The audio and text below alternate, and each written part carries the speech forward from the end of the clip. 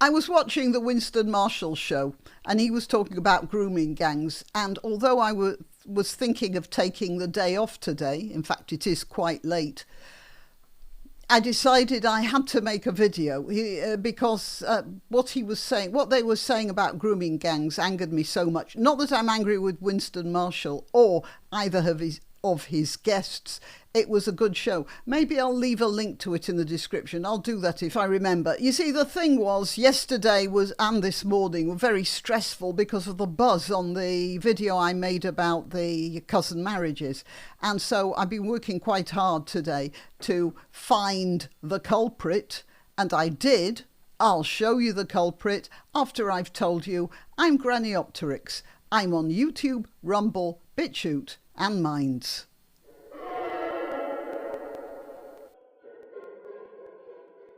So this is the culprit. It's a nice tower, multi-plug. And I think it's something wrong with one of the USBs that was causing the trouble. But, what do I know about electronics? So I plugged everything. And I think this might have been responsible for it. I'm not sure, though. But now everything's on its own cable. Absolutely everything. The camera, the sound mixer, the ATEM mixer, the whatever it's called. I don't know what these things are called. The laptop, the two lights. I'm just hoping that will do the job without causing the buzzing. And I'm surrounded by cables on the floor all around me. It's starting to look like one of those old-fashioned studios, where they have the huge cameras and, and cables all over the place. All right. Anyway, you may not want to know that. I saw this thing about grooming gangs on the Winston Marshall show. And if I remember, I'll put a link in the description. Because he was talking to two people who'd broken the story. The names escape me right now. But their names escape me a lot and always have done. As I say, if I remember, I'll leave a link to that show. It's very important. But the thing that really angered me, and of course it's a bit difficult because the consensus is grooming gangs, and I typed that in here to Google, and I got this long list of stuff here, one after the other, after the other, after the other, after the other. I mean, you can see it all. They're not grooming gangs, are they, really? What they are is slaving gangs. They were men who were making slaves of young British women, with the collusion of the authorities that were supposed to protect those young British women. Rule Britannia, Britons never, ever, ever shall be slaves. Really? Thousands of young people in this country, with the collusion of the police and the governance of various sorts, local councils, even our government. Does anyone remember that note sent round? I think it was from Gordon Brown's office saying these girls had made a life choice and we shouldn't interfere. He's talking about 11-year-olds.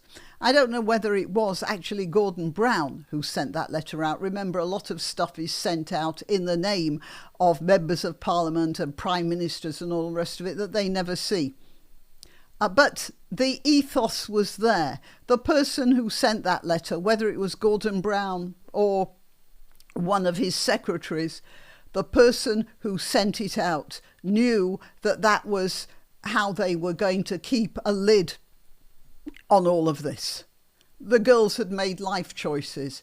Al Jazeera, the UK's grooming gangs and the lessons never learnt. It's high time for Britain's criminal justice system to stop failing vulnerable girls. It will continue to fail vulnerable girls until we tell it how it is.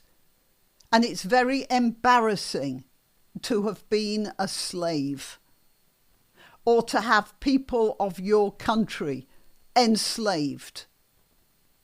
It's embarrassing, so nobody wants to admit it. Well, I do, because I'm angry about it. A review of Rochdale grooming gangs. Again, they call it grooming gangs. I don't know who thought this name up, but they obviously thought it up because they thought the slaving gangs, maybe not quite so politically correct. Criminal exploitation. They show a boy here. We're talking about girls, 11-year-old girls being sexually enslaved. And they show a picture of a boy here. Oh, and a boy of colour as well. And it was mostly white girls. This was happening in Hull. Alleged victims complain after police officers diverted to deal with summer riots. They're still talking about this. Is 10 years after the fact.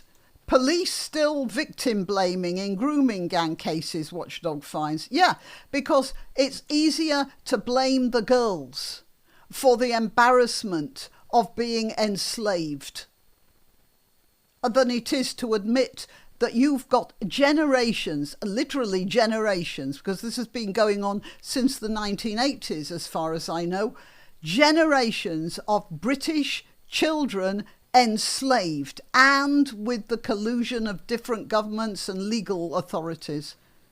Grooming gang, again a boy here. They just don't want to admit it. And the Telegraph, Suella Braverman writes an article. Too many still won't admit the truth about the child. Grooming gangs. No, slaving gangs. Even Ms. Braverman won't say slaving gangs, but that's what they were. And then we've got a petition here. When was this? February 2021. They're still talking about it now. And there are still convicted people walking around. There are people who are being let out of jail now after 4 or 5 years of this sort of wholesale slaving. And here we have the London Assembly talking about its grooming gangs. I wanted to find the BBC article. Yeah, and this is the BBC. Grooming gangs and ethnic... Now, just a minute, sorry. When I say grooming gangs, what do you think of? I'll tell you what, I don't have pictures here, but I'll just put a few... Well, I'll find a still, and I'll put a few pictures of convicted people, men mostly. Well, I mean, for want of a better word. And you tell me what you think of the ethnicity. What does the evidence say, says the BBC. The Prime Minister, and this was Prime Minister, I suppose he's talking, April 2023. The Prime Minister says victims of grooming gangs have been ignored because of political correctness. Actually, I suspect it's not political correctness. It's sheer embarrassment. Anyway, the BBC, Tom Simmons, the Home Affairs correspondent, in plans announced on Monday, the government pledged more data on the makeup of grooming gangs, including ethnicity, to help ensure suspects cannot hide behind cultural sensitivities as a way to evade justice. But that's what they're doing, isn't it? Well, they get put into jail. Yeah, fine, they get put into jail. And then they get let out again on one of our dear leaders' early release schemes. Well, so that, people who talk about grooming gangs can be put into jail. Anyway, so Suella Braverman said, according to this article in the Mail on Sunday, the perpetrators are groups of men, almost all British Pakistani. To the BBC, she said, the gangs were overwhelmingly made up of British Pakistani males. And the remarks were described as a dog whistle by the Labour Mayor of West Yorkshire, Tracy Brabin, and Miss Braverman was separately accused of pushing discredited stereotypes. Oh, yeah, they're all discredited. Hang on, I'll just take a minute to put up some more pictures for you while I have another drink of this.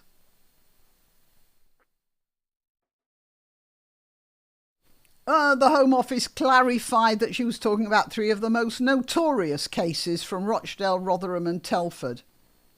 So what does the evidence say about the ethnicity of members of grooming gangs who sexually exploit children? No. The ethnicity of slavers. Greater Manchester Police identified the men convicted at the trial as British Pakistani. The Telford abusers were men of Southern Asian heritage. It's a nice way of putting it. The string of cases, including the 3 quoted by Miss Braverman involving non-white offenders, has received widespread attention. But the suggestion that the ethnic background plays an important part in abuse by gangs is hard to support, at least based on current evidence. Shall we have a look at some more pictures? Yeah, it's tough, isn't it, to work out. Researchers found that group-based child sexual exploitation offenders are most commonly white.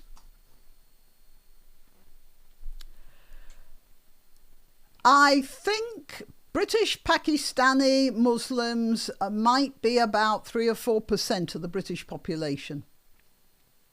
So if you're going to get child abuse, you are going to get more white people, aren't you? However, as much as I have looked for instances of group-based child sexual exploitation, it's been a situation where a group of among white people, a group of drunken white men rape a young woman. They may have planned the rape, or it may be a drunken escapade. But there's a difference between that and the family business that the British Pakistani Muslims were making of their particular enterprise, where an entire family would participate. Quite frankly, I don't understand how they could. How demeaning can it be? But yeah, that's just me. I mean, demeaning for the men as well as for the women. Well, obviously, they don't see it like that. And then they take the girls and traffic them to other members of their families in other towns, or even, not members of families. It found there was limited research on offender identity and poor quality data. Look, I've had enough of this. We have seen the results. We've seen the pictures of the people they've caught. And as a few have said, it's still going on. And the reason we're calling them grooming gangs and the reason we're not talking about this is because they are slavers. I want to point out to you that neither Moses nor Jesus are recorded as having owned slaves. Neither of them. Muhammad, on the other hand, not only owned slaves, but traded them. Slavery is part of the Muslim religion. The concept of Allah is not that he's a father, but that he's your slave owner. The best sort of Muslim that there is the one who regards himself as a slave of Allah. The word abd means slave. Abd Allah is a name. It means slave of Allah. But there are lots of other abds as well in the Muslim canon of names. Slavery is embedded in the Muslim psyche as a concept of how society is organised. There are many law-abiding, productive and generous and well-educated Muslims in this country. But we cannot ignore the fact that their religion regards slavery not only as something that happens, but something that should happen. And indeed, whereas in the Jewish religion, God is a father, pretty stern one, but a father, and in Christianity, there's the whole family there. Yeah, I know, I'm being flippant. But yeah, the Father and the Son and, the Holy Spirit, I suppose. But there's also, of course, the human mother figure of Mary. We can't deny that. In Islam, God is neither your father nor a member of your family. In fact, to say that would be shirk, which is just about the worst sin you could commit. No, you are a slave of God. And if you accept that slavery, that is the best Muslim. It's right there. So although we have honourable and decent Muslims living in this country, the idea of slavery is still right in there. And so that's why these groups had no problem at all making slaves of the inferior beings, which are the white working class girls. I'll put another photo up because I want some more coffee.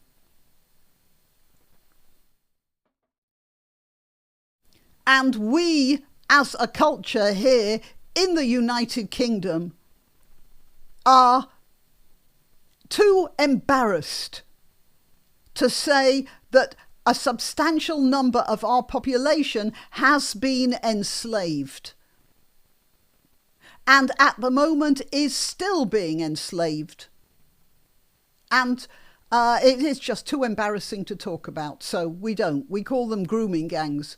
And then we say it's poor quality data, which makes it difficult to draw conclusions. Well, yeah, that's the BBC for you, isn't it?